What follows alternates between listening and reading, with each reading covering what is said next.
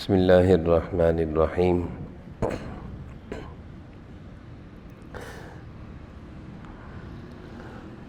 فرمایا کہ مسلمانوں کو ہر حال میں احکام شرعیہ کا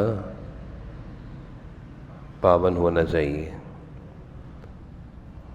احکام شرعیہ کو اپنا رہنما بنانا چاہیے۔ مسلمانوں کا مزاج کیا ہونا چاہیے کہ ہر حال میں شریعت کے جو احکام ہیں، اللہ تعالیٰ کے جو احکامات ہیں، اس کی پابندی کا مزاج ہونا چاہیے۔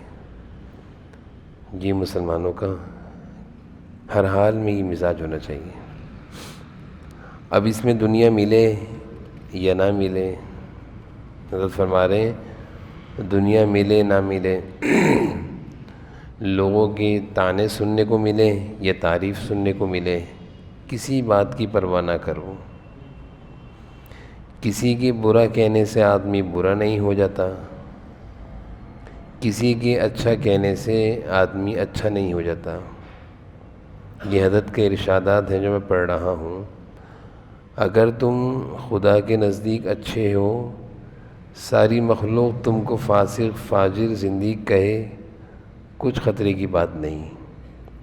اگر تم اللہ کے نزدیک مردود ہو، ساری دنیا تم کو غوث قطب کہے، اس سے کچھ فائدہ نہیں۔ یہ حضرت کا ملفوظ ہے، حکیم الامت حضرت مولانا شاہ اشرف علی تھانوی رحمۃ اللہ علیہ کا یہ ملفوظ ہے، اور ہماری آج کی مجلس بھی حضرت کے ملفوظات کی ہوتی ہے۔ اللہ والوں کی باتیں ہوتی ہیں، اور یہ بہت قیمتی باتیں ہوتی ہیں کہ مسلمانوں کو کس طرح اپنی زندگی گزارنی چاہیے اور کس طرح کا مزاج بنانا چاہیے۔ مسلمانوں کا مزاج یہ ہونا چاہیے کہ ہم اللہ تعالیٰ کو راضی کر رہے ہیں، اللہ کے احکامات کو پورا کر رہے ہیں، اللہ ہم سے راضی ہیں، اللہ تعالیٰ ہم سے خوش ہیں۔ یہ مزاج اور یہ فکر ہونی چاہیے۔ ساری دنیا ہم سے خوش ہو یا ساری دنیا ہم سے ناراض ہو، اصل تو اس بات کی فکر ہو کہ اللہ ناراض ہیں یا اللہ خوش ہیں، اللہ تعالیٰ کی نظر ہمارے ساتھ درست ہے، یہ فکر ہونی چاہیے۔ ہمارا حال تو یہ ہے کہ ہم لوگوں کو راضی کرنے کی فکر کرتے ہیں، لوگوں کی تعریف کی فکر کرتے ہیں۔ لوگ اچھا کہیں تو ہم کہتے ہیں بہت اچھے ہیں، لوگ برا کہیں تو ہم کہتے ہیں بہت برے ہیں، لوگ ہم سے خوش ہیں تو ہم بھی خوش رہتے ہیں، لوگ ہم سے ناراض ہو جائیں تو ہم پریشان ہو جاتے ہیں۔ یہ فکر تو ہوتی ہے، لیکن اس بات کی فکر نہیں ہوتی کہ اللہ تعالیٰ کی نظر میں ہم کیسے ہیں، اللہ تعالیٰ ہم سے خوش ہیں، ہمارا یہ جو طرز زندگی ہے، ہمارا اٹھنا بیٹھنا، زندگی گزارنا، کام کاج، رہن سہن، سارا دن کس طرح ہم گزار رہے ہیں، ان ساری چیزوں سے اللہ تعالیٰ ہم سے خوش ہو رہے ہیں، ناراض ہو رہے ہیں، اللہ تعالیٰ کی نظر میں ہم کیسے ہیں، یہ مسلمانوں کی فکر ہونی چاہیے۔ اللہ والے اپنے پاس آنے والوں کو، اللہ کے جو نیک بندے ہوتے ہیں، بزرگان دین، علماء دین، مشائخین، اکابرین، وہ اپنے پاس آنے والوں کو یہی سکھاتے ہیں کہ بھائی اللہ تعالیٰ کو راضی کرنے کی فکر کرو، اللہ کی رضا کی فکر کرو۔ اللہ تعالیٰ اگر راضی ہیں، خوش ہیں، پھر کوئی راضی ہو یا خوش ہو اس کی پرواہ مت کرو، اللہ تعالیٰ کی رضا کی پرواہ کرو۔ اللہ تعالیٰ راضی ہیں، ساری مخلوق اگر ناراض ہے، کوئی پرواہ اور اندیشے کی بات نہیں، اور اگر اللہ تعالیٰ ناراض ہیں اور سب کو راضی کیا ہوا ہے تو یہ فکر کی بات ہے، یہ فکر کی بات ہے۔ جیسے ہمارے ہاں یہ ہوتا ہے، شادی بیاہوں کی تقاریب میں، غم اور خوشی کی تقاریب میں یہ ہوتا ہے کہ اگر میں یہ نہیں کروں گا تو خاندان والے ناراض ہو جائیں گے، فلاں رشتہ دار ناراض ہو جائیں گے، فلاں یہ ہو جائیں گے، اگر میں نے یہ کام نہیں کیا تو وہ ناراض ہو جائیں گے۔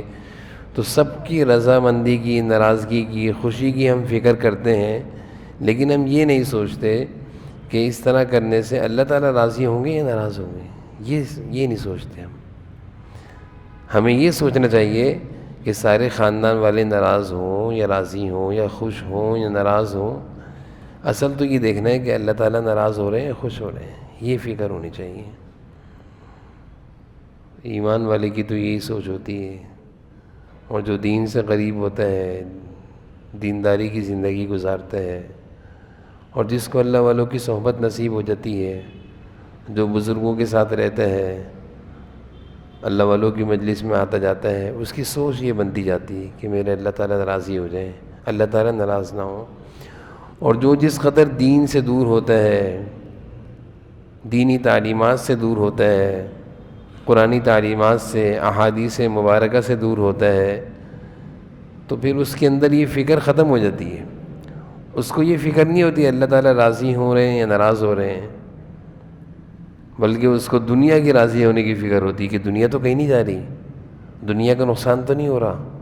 دنیا کے نقصان کو وہ بڑا نقصان سمجھتا ہے، اور اللہ تعالیٰ ناراض ہو جائیں، آخرت کا نقصان ہو جائے، آخرت خراب ہو جائے، اس کے نزدیک کوئی پرواہ کی چیز نہیں ہے۔ تو اہل اللہ کی مجلس میں، اور یہ جو اہل اللہ کی باتیں ہیں، اللہ والوں کی باتیں ہیں، ان باتوں سے یہی چیز ذہنوں میں بٹھائی جاتی ہے کہ بھئی اللہ کو راضی کرنے کی فکر کرو۔ اللہ تعالیٰ راضی ہو جائیں گے، دنیا بھی بن جائے گی، آخرت بھی بن جائے گی، اور اگر اللہ تعالیٰ ناراض ہو گئے تو دنیا بھی خراب، آخرت بھی خراب۔ یہ فکر ہونی چاہیے، دنیا بھی نقصان میں، خسارے میں، گھاٹے میں، اور آخرت کا بھی نقصان، خسارہ، گھاٹا، یہ فکر ہو، یہ سوچ ہونی چاہیے۔ اور پھر اس کے ساتھ ساتھ یہ بھی سوچیں کہ اللہ تعالیٰ کو ناراض کر کے ہم کہاں خوش رہ سکتے ہیں، اللہ تعالیٰ کو ناراض کر کے ہم کہاں خوش رہ سکتے ہیں۔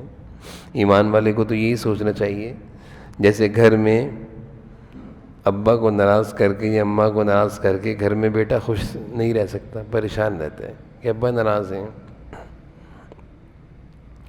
اسی طرح آفس میں کام کرنے والا اپنے باس کو، اپنے مالک کو ناراض کر کے خوش نہیں رہ سکتا، آفس میں وہ رہے گا بھی نہیں۔ اسی طرح ملکوں میں، شہروں میں رہنے والے اگر وہ ملکوں کے باغی ہیں، حکومتوں کے باغی ہیں، تو وہاں وہ آسانی سے نہیں رہ سکتے۔ یہ تو دنیا میں ہم دیکھتے ہیں، یہ چھوٹی چھوٹی مثالیں ہیں کہ دنیا میں کسی بھی شہر اور ملک اور حکومت اور ریاست کا باغی ہو تو وہ آرام سے نہیں رہتا، اس کو پکڑا جاتا ہے، جیلوں میں ڈال دیا جاتا ہے۔ اسی طرح گھر میں رہنے والا بچہ والدین کا نافرمان ہو تو وہ گھر میں خوشی سے نہیں رہ سکتا۔ آفس میں ملازمت کرنے والا اگر وہ اپنے مالک، اپنے آقا، اپنے باس کی بات نہ مانتا ہو تو وہ وہاں کام نہیں کر سکتا، نہیں رہ سکتا۔ اس چیز کو تو ہم سمجھتے ہیں۔ رب العالمین، کائنات کو چلانے والے، ساری کائنات کا نظام چلانے والے، دن رات کو لانے والے، ہواؤں کا نظام، سردی گرمی کا نظام، ساری دنیا کا نظام چلانے والے اللہ ہیں۔ اللہ کی دھرتی پر ہم اللہ کو ناراض کر دیں اور ہم کہیں ہم خوش رہیں گے؟ ہم کیسے خوش رہ سکتے ہیں؟ ملک کا باغی، حکومت کا باغی، ریاست کا باغی خوش نہیں رہ سکتا چھوٹے سے شہر ملک میں، تو اتنی بڑی سلطنت کے مالک و خالق اللہ تعالیٰ ہیں، ان کو ناراض کر کے ہم کہاں خوش رہ سکتے ہیں؟ ہماری خوشی کہاں ہو سکتی ہے؟ اس لیے اللہ والے یہ ذہن بناتے ہیں، یہ بزرگوں کی جو باتیں ہیں نا، ان کی باتوں میں یہی سوچ ہماری بنائی جاتی ہے کہ مسلمانوں کو ہر حال میں اللہ کے احکامات کو اپنا رہنما بنانا چاہیے، خواہ دنیا ملے یا نہ ملے، خواہ لوگ تانے دیں یا تعریف کریں، کسی کی بات کی پرواہ نہ ہو۔ کسی کے برا کہنے سے آدمی برا نہیں ہوتا، کسی کے بھلا کہنے سے بھلا نہیں ہوتا۔ اگر تم اللہ کے نزدیک اچھے ہو، ساری مخلوق تم کو فاسق، فاجر، زندیق کہے، کوئی خطرے کی بات نہیں، کوئی پرواہ کی بات نہیں۔ اور اگر اللہ کے نزدیک مردود ہو، ساری دنیا تمہیں غوث کہے، قطب کہے، بڑا بنائے، کوئی فائدہ نہیں ہے۔ اللہ کی نظر میں اچھا نہیں ہے، ساری دنیا تمہیں کتنا ہی بڑا بنا دے، اصل تو اللہ کی نظر میں اچھا ہونا چاہیے۔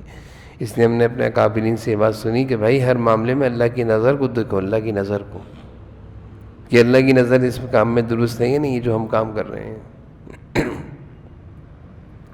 ہم جو کام کر رہے ہیں اس کام میں اللہ کی نظر کیا ہے؟ اللہ تعالیٰ ناراض ہیں تو چھوڑ دو اس کام کو، چاہے لاکھوں کروڑوں کا نفع ہو، چھوڑ دو اس کام کو. اور تھوڑا سا نفع ہو، اللہ تعالیٰ راضی ہیں، جائز ہے، حلال ہے، کر لو، اللہ اسی میں برکت دے دیں گے، اللہ تعالیٰ اسی میں برکت دے دیں گے. تو ہماری سوچوں میں، ہمارے ذہنوں میں، ہمارے مزاجوں میں یہ بات بیٹھنی چاہیے کہ اتنی سی بھی اللہ کی نافرمانی ہوگی ہم خوش نہیں رہ سکتے. جیسے چھوٹی سی چنگاری ہو، چھوٹی سی چنگاری ہو، کوئی کپڑے میں نہیں رکھتا، کپڑا جلا دے گی. چھوٹی سی چنگاری بھی، معمولی سی چنگاری سے بھی ہم بچاتے ہیں اپنے دامن کو کہ اگر دامن میں آئی دامن میں سوراخ ہو جائے گا. چھوٹا سا سانپ کا بچہ کوئی گھر میں نہیں رکھتا کہ ابھی چھوٹا ہے، کپڑوں میں نہیں رکھتے اس کو، الماریوں میں درازوں میں نہیں رکھتے اس کو، نکال کے مارتے ہیں. کوئی یہ نہیں کہتا چھوٹا سا ہے کیا ہو گیا. اسی طرح چھوٹا سا گناہ اللہ کی نافرمانی، وہ بھی سانپ اور چنگاری سے کم نہیں ہے، وہ بھی انسان کی زندگی کو برباد کر دے گی، برباد کر دے گی، ختم کر دے گی. نقصان، گھاٹا، پریشانیاں، بیماریاں، آفتیں، مصیبتیں، بے چینیاں، بے سکونیاں، دشمنوں کے خطرات، دشمنیاں، یہ ساری چیزیں وجود میں آتی ہیں جب انسان اللہ تعالیٰ کو چھوڑتا ہے، جب انسان اللہ تعالیٰ کو ناراض کرتا ہے. یہ تو پکی بات ہے.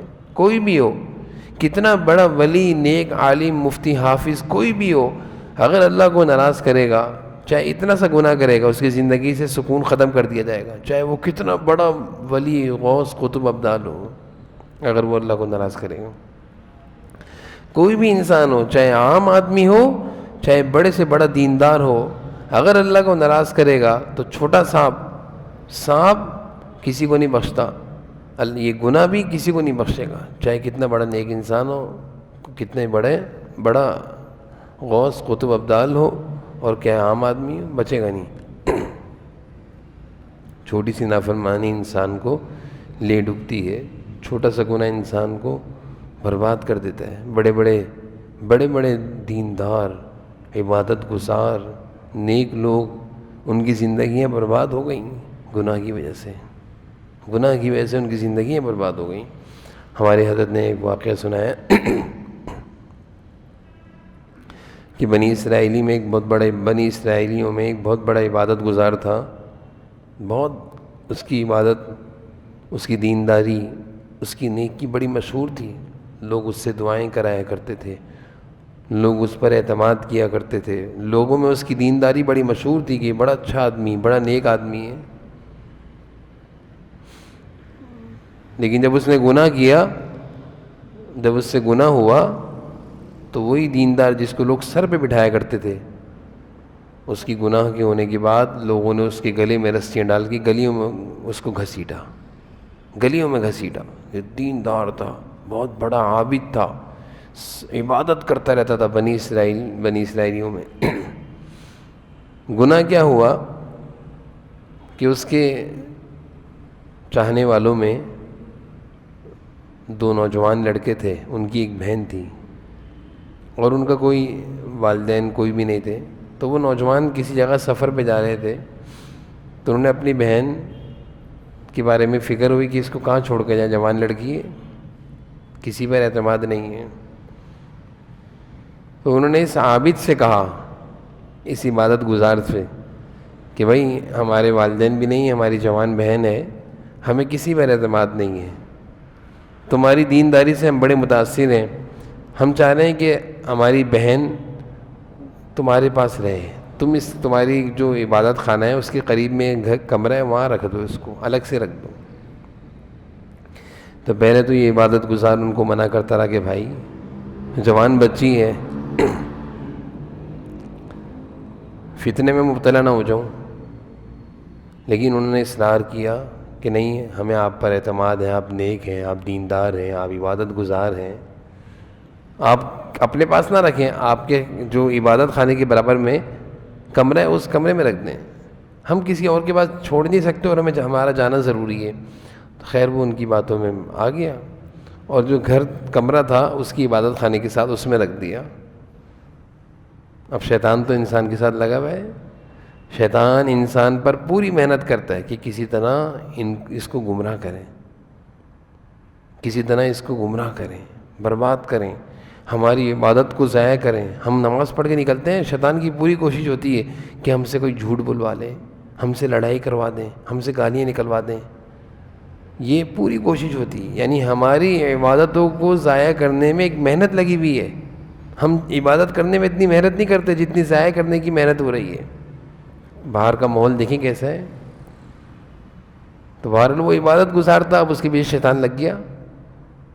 پہلے تو وہ کھانا دوسرے لوگوں کے ہاتھ پہنچاتا رہا، پھر دل میں شیطان نے ڈالا بھائی کبھی خود بھی کھانا دے دو، لڑکی ہے تو کبھی خود جا کر کھانا دے دیا۔ پھر دل میں شیطان نے ڈالا اتنی بھی سختی تھوڑی ہے دین میں، اکیلی لڑکی ہے خیریت پوچھ لیا کرو، اکیلے کمرے میں رہتی ہے۔ تو پھر اس عبادت گزار نے خیریت پوچھنا شروع کری کہ کوئی پریشانی تو نہیں ہے، کھانے پینے میں صحیح آتا ہے کھانا، میں کھانا رکھوا دیتا ہوں، آنے کی اجازت نہیں ہے کیونکہ گناہ نہ ہو جائے۔ تو اس طرح بات چیت بڑھی، اور بات چیت بڑھتے بڑھتے شیطان نے کہا اتنی بھی کیا سختی کرتے ہو، کبھی کبھی اس کے جا کر کمرے کے اندر بیٹھ کے بات کر لیا کرو۔ اب وہ کمرے کے اندر بیٹھ کر بات کرنا شروع کری، اور ہوتے ہوتے شیطان نے گناہ کروا لیا، گناہ ہو گیا۔ اب جب گناہ ہو گیا تو اب گناہ کے بعد اس کو احساس ہوا گناہ تو چھپتا نہیں ہے، یہ بھی اللہ کا نظام ہے کہ گناہ چھپتا نہیں ہے۔ گناہ کے بعد اس کو احساس ہوا کہ مجھ سے تو بہت بڑی غلطی ہو گئی، اب تو اس کے بھائیوں کو پتہ چلے گا، سارے معاشرے میں بدنامی ہوگی میری۔ تو اس نے کیا کیا، شیطان نے اس کو کہا اس گناہ کو چھپانے کا ایک ہی طریقہ ہے، اس بچی کو قتل کر دو۔ اس عبادت گزار نے گناہ کو چھپانے کے لیے اس لڑکی کو قتل کر دیا، ٹکڑے ٹکڑے کر دیے اور قریب میں دفن کر دیا۔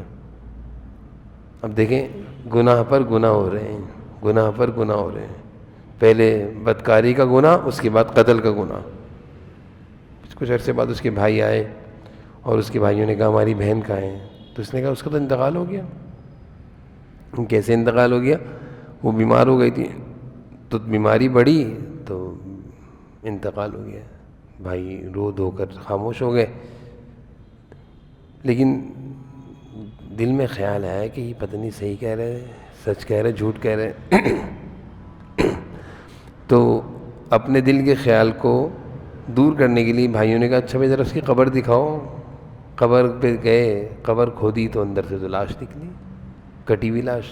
اب تو بھائیوں کو پکا یقین ہو گیا کہ اس نے یہ حرکت کی ہے، قتل کی ہے۔ خیر اس کو پکڑا، علاقے کے سارے لوگوں نے پکڑ لیا اس عبادت گزار کو، اور مارا پیٹا تو اس نے سچ سچ بتا دیا کہ بھائی مجھ سے یہ غلطی ہوئی تھی، پھر مجھ سے یہ کام بھی ہو گیا، قتل کر دیا میں نے اس کو۔ تو اس کو پھر گلی میں، محلے میں اس کی گلے میں رسی ڈال کر پورے محلے میں اس کو گھسیٹا گیا، ذلیل کیا گیا، رسوا کیا گیا، منہ کالا کیا گیا، اسی طرح اس کو جوتے مارے گئے۔